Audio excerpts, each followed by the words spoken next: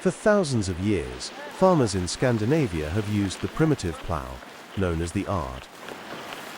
Entirely constructed from wood, the ard does not overturn the soil, but merely creates a furrow in the earth. Training oxen to provide stable pulling power for the ard took a long time.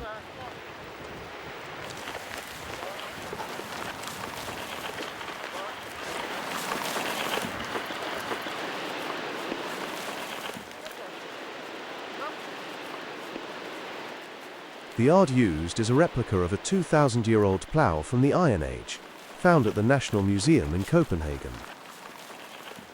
Rock carvings from the Bronze Age, dating back 3,500 years, also depict ploughing with oxen.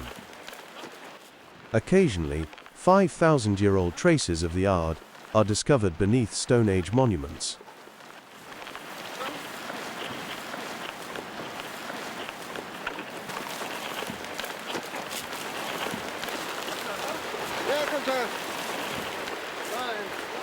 Over thousands of years, the construction of the ard changed only slightly.